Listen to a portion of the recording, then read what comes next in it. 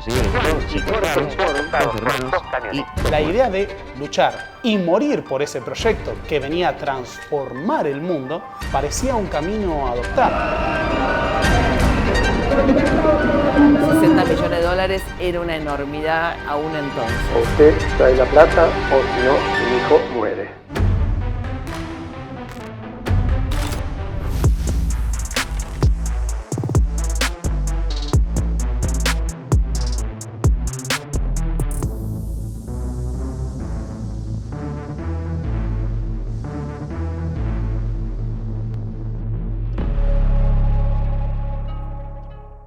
La muerte de Juan Domingo Perón, el 1 de julio de 1974, provocó el pase a la clandestinidad de Montoneros.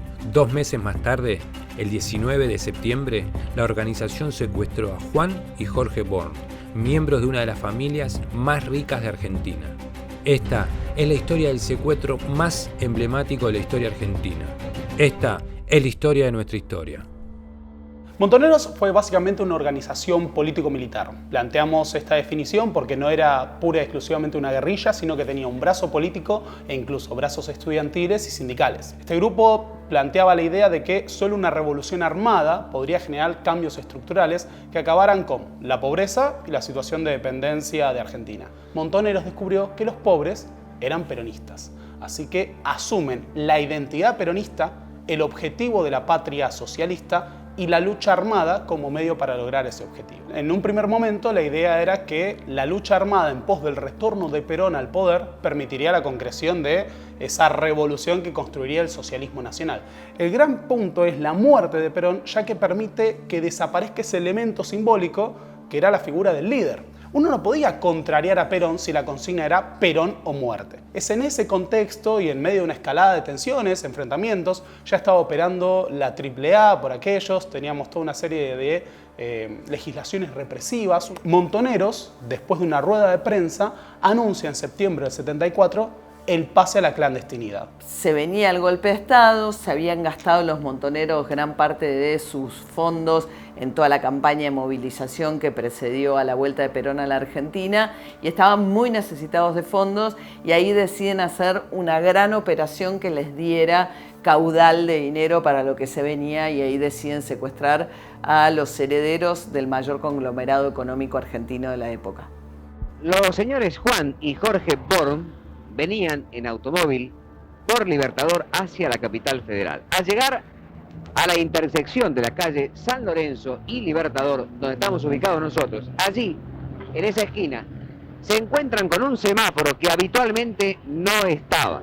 De esta manera, obligatoriamente, y además 2 o 3 de ellos vestidos con uniformes policiales obligan tanto al automóvil de los señores Born y a los demás que venían por Libertador a doblar por aquí, por San Lorenzo, y dirigirse hacia la capital federal. Recorren 100 metros y al llegar exactamente a la calle Acasuso, los automóviles, tanto en los que viajaban los señores Born como también el de la custodia, son interceptados por 2 camionetas.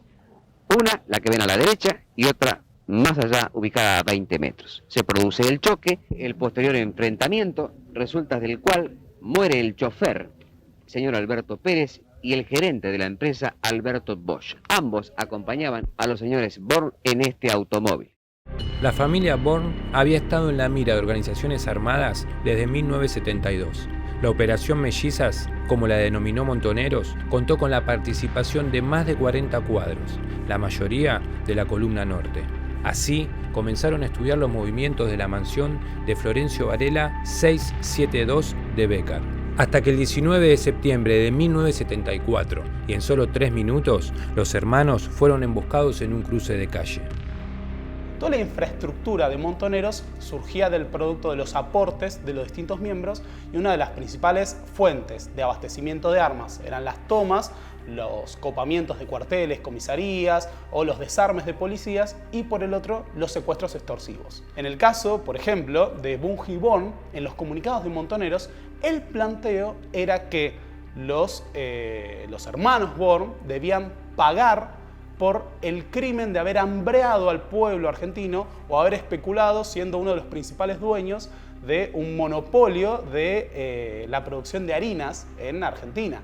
Entonces, desde el punto de vista de Montoneros, era una suerte de deuda que debían pagar con el pueblo.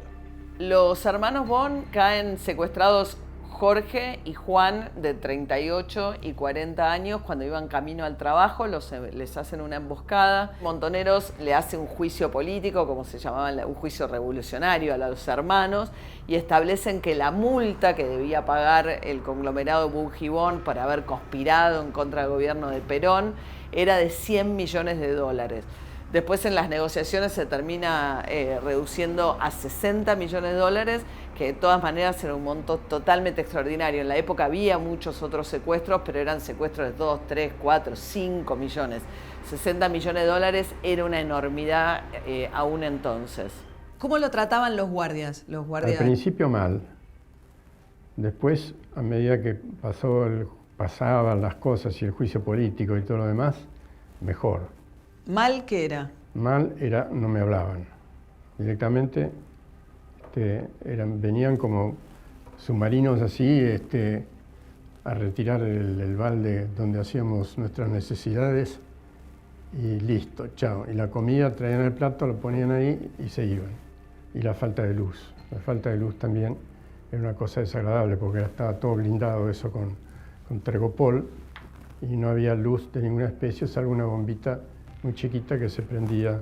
Ellos lo veían, además, como una suerte de acción contra el imperialismo, contra ese capital aliado con los grandes intereses extranjeros. Entre las condiciones del rescate que le imponen a Bunge y Born, incluso estaba la provisión de una parte del dinero en alimentos y vestimenta, que luego fue repartido en camiones por las villas miseria de los barrios de Buenos Aires, con los montoneros incluso vistiendo una suerte de uniformes y presentándose como los vencedores de una acción al estilo Robin Hood.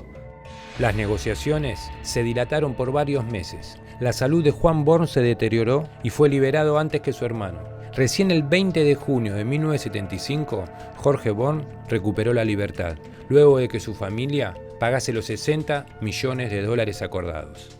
Bueno, La Plata tuvo dos destinos principales, uno de los cuales fue Cuba. Salió de la Argentina a través de la embajada cubana en Buenos Aires vía valija diplomática, y otro tanto se le entregó a David Graeber, que era un joven banquero ligado a la izquierda peronista, que estaba intentando comprar un banco en Estados Unidos y que recibió en Suiza los últimos 10, 12 y después sumaron, pero recibió entre 15 y $25 millones. Bueno, ellos tenían toda una organización de gente que iba y buscaba la plata en un determinado lugar. Había que depositarles o llevar a alguien que tuviera, póngale, 5 millones en el bolsillo, y ese alguien tenía que entregárselo a otro, y el otro, era todo un laberinto de entregas así, de mano en mano, bastante absurdo, pero que era la manera donde ellos creían que se aseguraban que con eso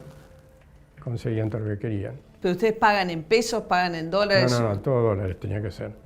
Para nosotros fue un gran problema eso, pero por suerte éramos quienes éramos y una cantidad de bancos nos ayudaron.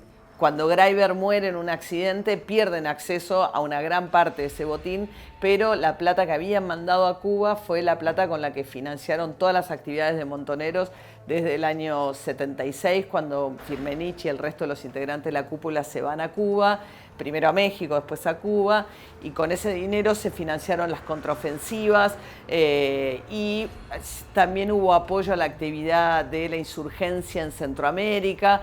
Y finalmente, ya en democracia, durante lo que fue la campaña que termina con Menem presidente, se utilizaron fondos de ese secuestro para hacer un aporte de campaña al candidato que prometía, y que después efectivamente lo hizo, darles el indulto a Firmenich y otros integrantes de la guerrilla peronista. Firmenich, ¿usted podría dar una explicación del dinero del secuestro de los hermanos Born? He dicho todo lo que tenía que decir en la causa. Puedo decir que yo no tengo ningún dinero que no me corresponda. Yo no administro ningún fondo de la organización Montoneros y además mientras la historia se juzgue penalmente no puedo dar más detalles. Pero ojalá algún día pueda darlo. Graeber se murió en un accidente. Yo no sé cuánto desapareció en ese accidente o cuánto se salvó o no sé qué. Pero el hecho era que Galimberti fue muy positivo en tratar de conseguir ese dinero de vuelta. La parte que se había quedado Graeber. Sí, porque la otra parte, La de Cuba y todo eso se perdió. lo de Cuba se perdió. Recupera plata. Recuperó plata porque Galimberti me trajo, después del juicio, porque se acabara todo, me trajo, ya no me acuerdo si era 10 o 7 millones, una cosa así, de los cuales hubo que repartir, por supuesto, a varios. ¿En efectivo? En efectivo. ¿Con algún papel de por medio? ¿De dónde salió la plata? Mire, yo lo único que tenía que hacer es no preguntar.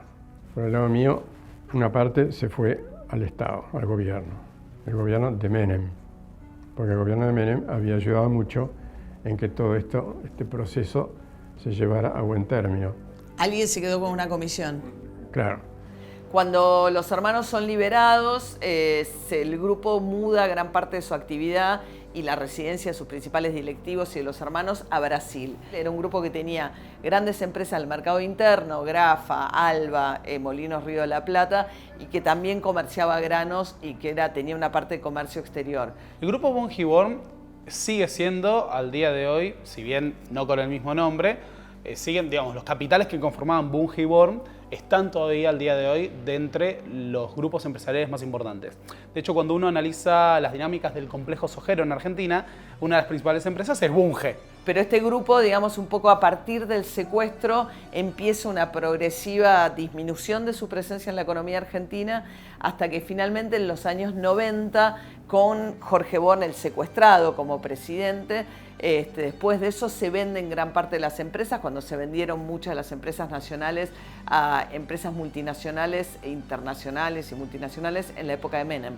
Así que eso quedó reducido finalmente en Argentina a la división de venta de granos. El secuestro de los Born resonó nuestra historia hasta colarse en el prime time de la TV argentina. Así, Jorge Born y Rodolfo Galimberti, víctima y captor, acabaron siendo socios en la empresa Hard Communication, que estaba detrás de los llamados al programa de la diva Susana Jiménez, y que fue denunciada por el padre Julio César Grassi. Así, este capítulo de violencia y secuestros volvió a mostrar que la historia se repite dos veces. La primera como tragedia, la segunda como farsa. El fenómeno de la guerrilla urbana en los 70 en Argentina era posible en ese contexto particular. Y además porque estaba, relacionado a un contexto y un clima de época en el que se creía que la revolución estaba a la vuelta de la esquina. Por eso creo que si bien la violencia política hoy está prácticamente desterrada del paradigma de cómo resolvemos nuestros conflictos y el horizonte de la revolución a la vuelta de la esquina ya no está presente, sí creo que el legado de esa época, sobre todo, es la idea de que la juventud tiene la capacidad de llevar adelante procesos de transformación, pero que para ello debe estar plenamente convencida de sus objetivos, debe formarse, debe discutir el presente y proponerse ocupar un lugar en el espacio político.